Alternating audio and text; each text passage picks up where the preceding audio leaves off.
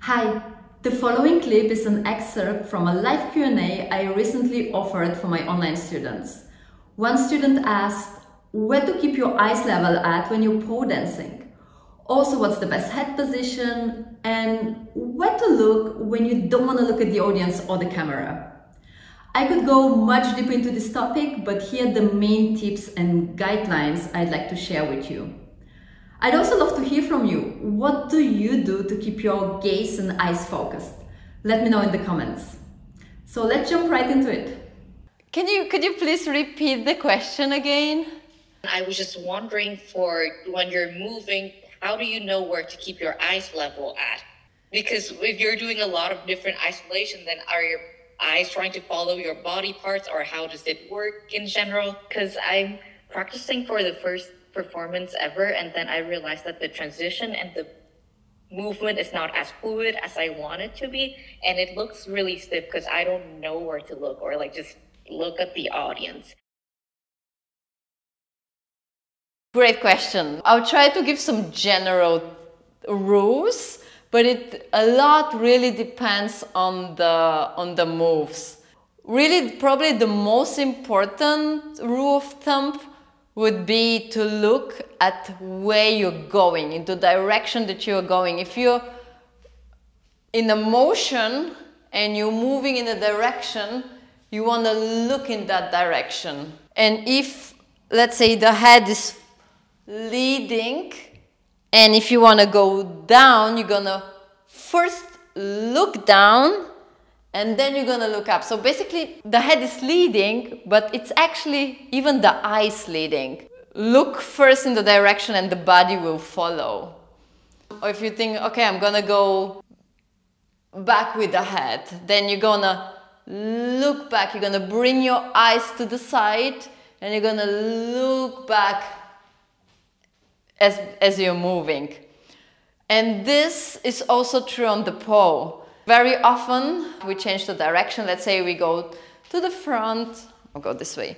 We go to the front, we change the arms, we turn away from the pole. And first thing I would do here is tilting the head and looking out, looking in the direction where I'm going.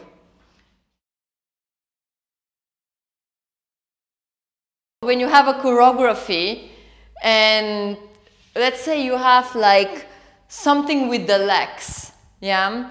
And your legs are the main thing of the movement. Let's say you do this or this. You want your audience to look there, like you want to emphasize this movement. Follow it with the gaze, because the audience is gonna look at what you're looking. If you're in your choreography, you suddenly look out, they're gonna also try to look there. If you have movements with the arms, you could look at the arms. If you have movement with the legs, you look at the legs.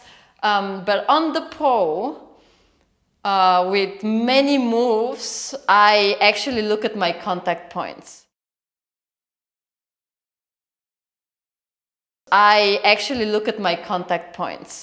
Like, if I grab, and then I grab here, then I might look out and around, again this out and down.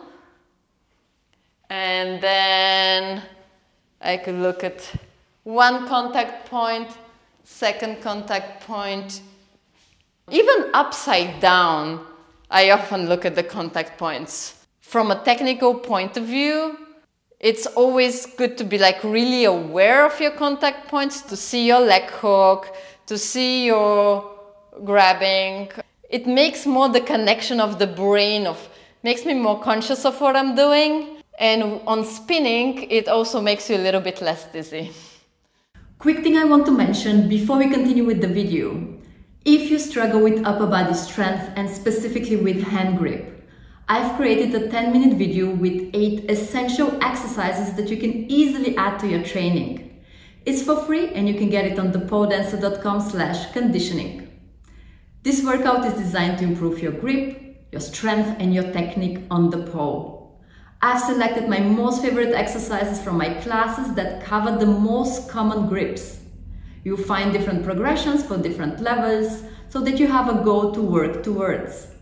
It's easy to follow along. Just press play and follow the variation that suits your current level. This is thepoledancer.com/conditioning. I was in your pirouette videos, and then when I see your pirouette video, I remember you were looking down at the floor instead of like looking at eye level with the audience. And so I was wondering, is that an aesthetic choice, or is there like a general directions? Because I feel like it's also very awkward to like fix your gaze on the audience when you're trying to turn around the pole. Do you mean pirouettes like this? Yeah, like pirouette with the pole like that. These ones, yeah. It is more of a stylistic choice. You could look at eye level. It looks a little bit more rigid.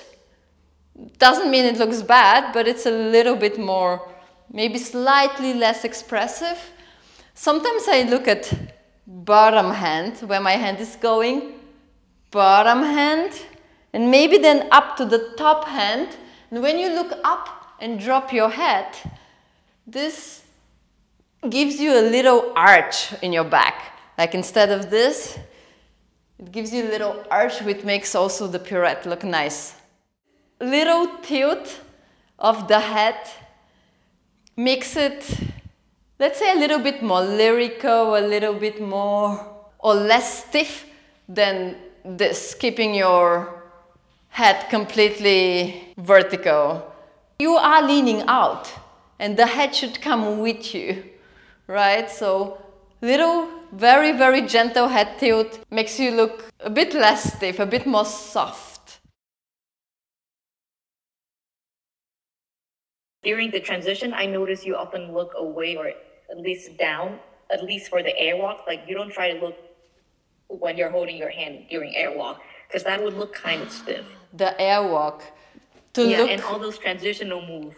Often in many things, basic spins, back knee hook, let's say the back knee hook, so I would usually do it on static, but I'm doing it now on spinning. Often I think about looking over the inside shoulder. Not necessarily down, not crunching the head, but just over. That's also another rule of thumb for nice aesthetics, is to keep your neck long. You want the head to be an extension, and you don't want to look directly maybe down unless you're trying to express pain or something. Then of course you could crunch, but yeah, never like really crunching the neck too much. More like slight tilts rather than this. Let's say you have your arms free, or you have one arm free, yeah? I often move this arm. I try not to stay in the same position, but I always find a slight motion. So with the arm, it could be more of a circling or leaning out, front out, just maybe, even if it's a small move, my head will be an extension here. So I'm leaning back and I'm making sure that my head is always an extension.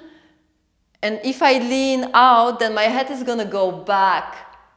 And then here often I would decide just to look to the side, maybe to the hand, and then back to the pole.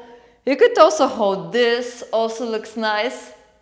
But yeah, if you do a bit more movement with the head, or just follow your arm movement, that would also work very good.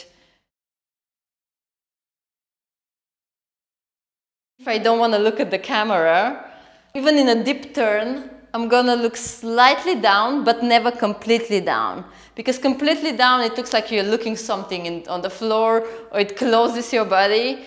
Down and out is a good choice to look at if you don't want to look directly to the camera or to the audience. It is kind of more internal, so you still open out, but you don't need necessarily to make eye contact. So is there any point when you're spinning and you look out, like when you're trying to extend your leg and extend your arm, you're looking out at your arms extending? Do you do that a lot? Not so much on purpose, but there are moments where you cannot avoid it. Generally, I recommend, if you have problems with dizziness, I recommend to avoid looking out, because seeing your room spinning around is not super nice feeling. Let's say it's a leg hang. You're gonna be looking down to the floor and it's already spinning. But you can look at your hand. You can grab to the side, look at your leg. Yeah, very often, you know, I just drop the head back and I just look down. There's also another move. I can't remember which one it was, but it was literally me looking up to the ceiling, and there was no way not to look at the ceiling spinning. Yeah, so there are moves where it's almost hard to avoid it. On purpose, of course, like stylistically in a choreography, let's say you have Cupid, you can look out, then you can turn to the pole, you can look at the pole. On Cupid, you're often like looking out, be that because you have a story or because it just looks nice. As you see, there's a lot of choice. There are several rules of thumb that could help you make these choices, but at the end there are several options.